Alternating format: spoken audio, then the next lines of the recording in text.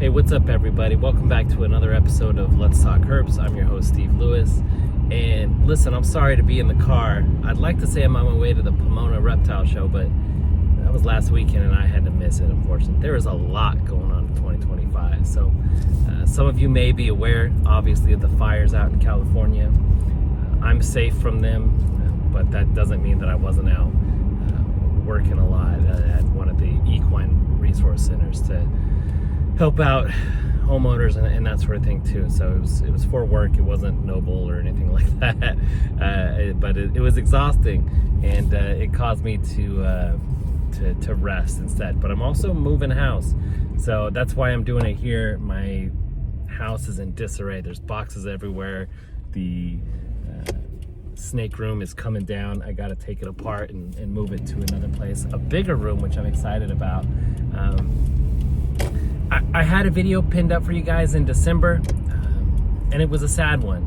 So actually, unfortunately, my whole-back Brazilian rainbow boa that was born over at the breeding partner's house, she didn't make it. It was the one snake I decided to keep.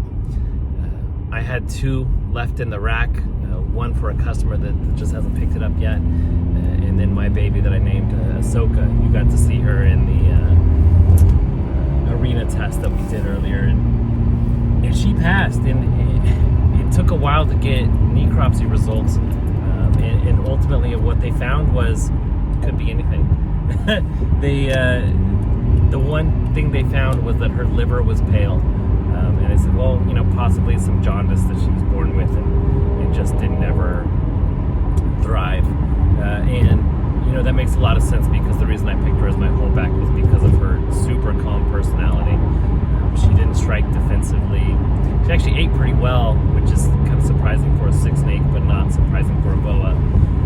So that was a real bummer. And then by the time it was getting close to put it out, it was getting nearer to Christmas, at least halfway through. And honestly, the holidays were just savage enough this year.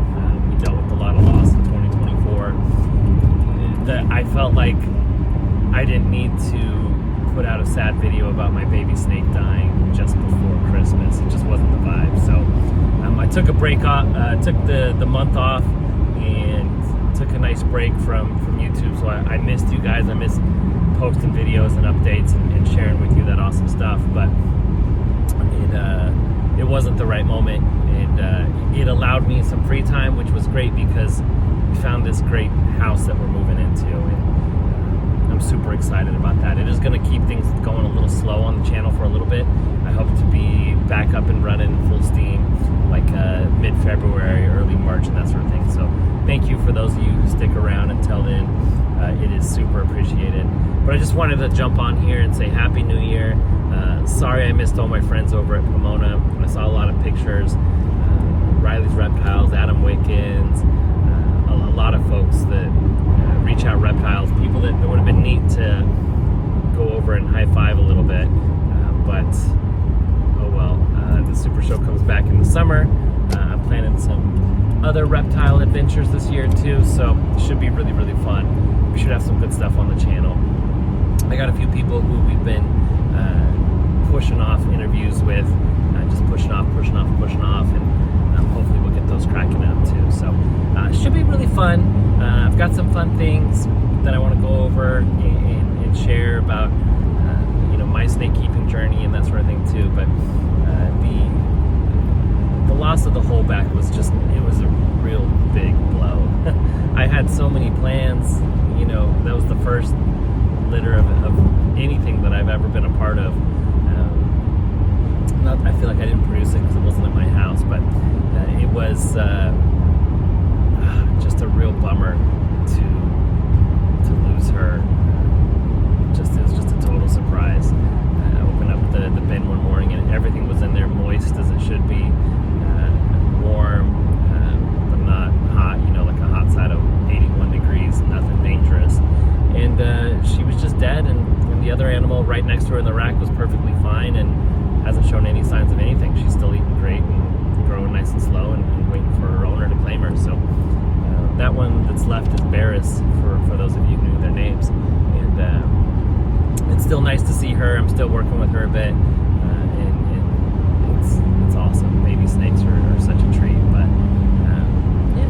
to jump on and tell the folks that subscribe that I hadn't forgot about you. And I look forward to seeing you guys more in more videos in 2025. Hopefully a lot more herping, and maybe even a few more live videos too. I don't know, sometimes we get 1 or 2 people watching that. It's really not worth it. But if we get a few more of you guys onto the live shows, or if there's a date that works for everyone, maybe we can do it more consistently in 2025. We'll see. But it's been interesting to start. So far, so good, other than, honestly, these fires, which is super devastating and heartbreaking in Southern California and Los Angeles specifically. But it's not, it's not anything that we haven't seen before. This is a major one and an epic one, but it is, people in Los Angeles are tough. They don't realize that. A lot of people kind of like to shit on LA, but we're tough people, and we're going to get through it. So stay LA strong. Thank you for sticking around with the channel, and I'll see you guys around. This is definitely not a goodbye. So until next time.